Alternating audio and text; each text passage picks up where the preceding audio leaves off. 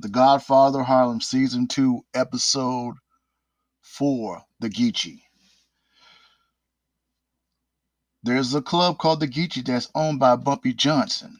Chingigante and Bumpy are in there talking, chilling out. They got a jazz quartet, a nice shindig type place. And he asks Bumpy, what is the Geechee? And Bumpy tells him the Geechee are West African slaves that were from South Carolina and some mostly part of Georgia. And they were rebels against their slave masters, and they were trying to keep their culture intact. Uh, so there's a problem also too. They find out that one of Bumpy's guys and one of Chingigante's guys that work in the warehouse were killed and hung inside of the warehouse. And they're trying to figure out who did it. And there's talk about the Gambino families, Bonnaco, and we couldn't find out it was Bonnaco because Bonnaco and this other guy that's supposed to be another boss that's hooked up with Bonnaco are trying to team up to try to get cut into the a large cash profits between Bumpy and Chingigante. Bonnaco goes to Bumpy first to negotiate a new deal. Bumpy says no. The other guy goes to Chin, and Chin says he will consider the offer. So that's going on. And then we have Stella and Ernie, who killed Benny in last episode for killing Stella killing Benny for killing her boyfriend Teddy. And they're nervous. And he said basically just try to say that Benny went out of town, this, that, and the third. But he said that they're going to check because they're going to know something's up. So she also tells Ernie that she told Teddy that she's going to kill Benny for killing her son. So he's already saying that he might have to take her out.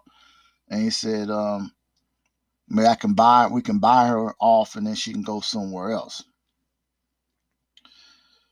We see that Malcolm still having problems with the Nation of Islam. His wife, as he's going to his house, he see two FBI agents out there parked outside his house. He goes inside, talk to his wife, and she shows all the bills. They cut the power off. They stopped paying the rent. And he said, something has to be done. I got to do something. This is not right. And she also shows a letter that was presented to her, a letter stating that Elise was having an affair with Malcolm. Elise was Bumpy Johnson's daughter. And we could see Elise is kind of fond of Malcolm, not necessarily romantic, maybe could consider that, but she has feelings for Malcolm. You could tell that a little bit. We can see in the first season because he helped her get off drugs and stuff. So he goes to the diner. Before that, his wife were arguing about it. He told her he was not unfaithful. He didn't do anything wrong. It's just the nation and the government are trying to separate them, to divide them. So he goes talk to Elise about it. And he wants Elise to stay in the nation so he can have eyes on what's going on with the situation. And he told her, I know it might be dangerous for you, but be very careful. He said, ironically, Brother Malcolm, the nation and Captain Henry and the rest of them want me to have a meeting with them. So she goes to the meeting, and a lot of them don't trust her, and they want to kick her out because her father's ties with Malcolm, and they see that she's will not be viable to the nation and Elijah Muhammad's movement. And she assured them that that she would not follow a fool like Malcolm and call Malcolm a hypocrite and the typical things what they were saying about him at that time. And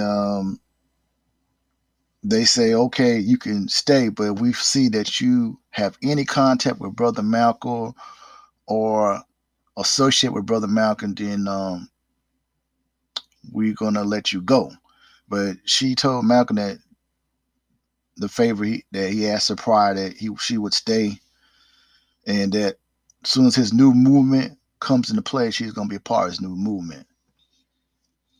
And also too, as she's working inside of the care facility for the drug addicts, one of the brothers go to her and said that he agrees with her how she feels about what Malcolm did against Elijah Muhammad, and he said something's going to be done about it. Don't worry about it. Something's going to be done about it soon.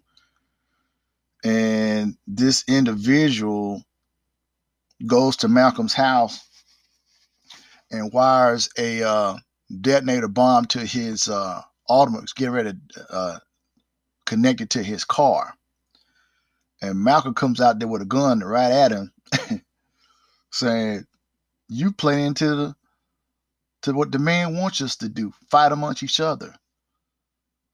And the guy's shaking and nervous and scary, and then he runs and gets the bomb that's supposed to be designated and goes to the FBI agents that's parked outside his car. That one of them sleeping, one's nodding off, whatever, and throws the device in there. It's not explosive. Just throws it in there and say, "Tell Jacob Hoof, y'all doing a poor job trying to so-called protect me."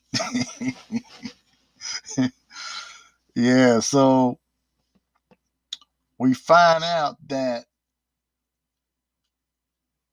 what's going on with they trying to separate Chin Gigante and Bumpy, well, Bonnaco and this other guy that's another boss that's trying to separate them and make them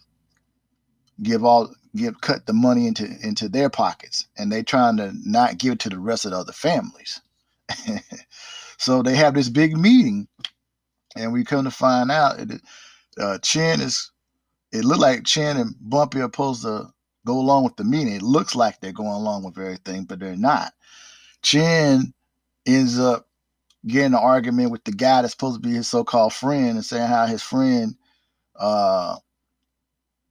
joined Bonnaco when he got married to his wife and was jealous of him. So he said, "I can't trust you." And then he pulls out the gun and shoots and blasts him in the head. And then Bumpy jumps up with the switchblade and goes to Bonnaco's neck, saying that if this ever gets out that you were trying to cut into your own pockets and not get the money to the families, so it's gonna look bad for you too. So they got them by leverage. So basically, Ernie goes to Ted's mom. She's up on the rooftop trying to wash some clothes and had them on she's getting some clothes on the clothesline and trying to dry them off. He presents her with a suitcase and said it'll be beneficial for her to leave. She said, "My son goes to school here. Do you have any family others in Ohio?" So that would be a good place for you to go, to Ohio.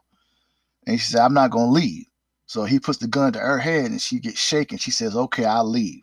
I'll leave Harlem." Bumpy Johnson's wife in the club, the Geechee club, meets, already knows Amy Vanderbilt, because Amy Vanderbilt was the woman that Bumpy was having an affair with in the first season. And Adam Clayton Powell presents her, saying that she's going to be on Mike Wallace's show. And she's going to talk about race relations, her being a Caucasian person, and talking about the whole thing about race relations and stuff. And he wants to introduce her to Bumpy Johnson's wife, who she already knows. And that little spat they had in the club wasn't too good. But then he goes, talks to Mayme, and tries to work out a little situation. So they go to her house and he has her to read different books on different things on civil rights and different things. And Bumpy goes up there too and says that he was kind of stunned because they saw both of the two women, the one he was having an affair with and his wife, sitting together talking about race relations. And he said, what better person to have on that show would be my wife also too. So they have Mayme and Amy Vanderbilt on the show, on the Mike Wallace interview, talking about race relations and what's going on and stuff. So it was very interesting. And yeah, this was a really intense episode here. Very intense. A lot of different things going on. But yeah. Well, until next time, everybody take care. Peace.